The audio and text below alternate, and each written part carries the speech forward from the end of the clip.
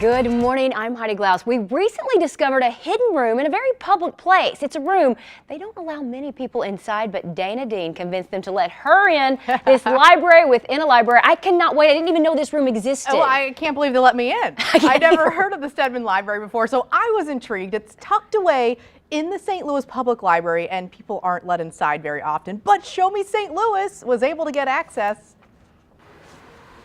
Inside St. Louis Public Library's Central Library in downtown St. Louis, there's a collection of books so important, valuable, and rare, you won't find them on display.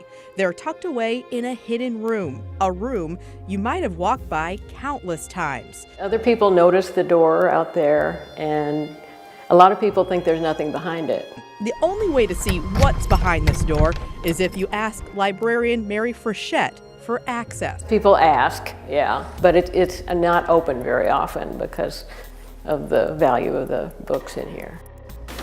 It's hard to put a price on this collection because, according to the St. Louis Public Library, there is nothing else like it. This rarely visited place is known as a Stedman Architectural Library. A man named George Fox Stedman gave it to the St. Louis Public Library. George Stedman was a wealthy businessman from the Central West End who loved architecture.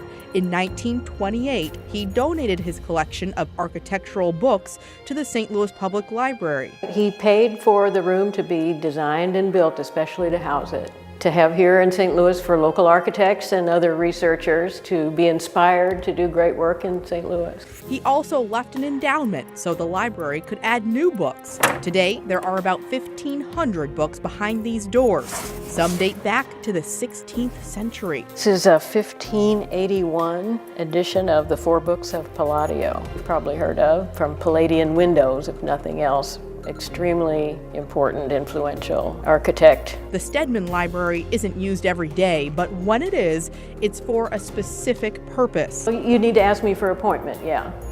And you should have a legitimate research need to use one of these. Even when researchers find a book, they can't sit in the room and read it. Because the books are too valuable in the room, we do require that they be used out in the reading room where they can be observed. A private room in a public library. An unusual thing for this kind of semi-private, rare thing to be in a public library.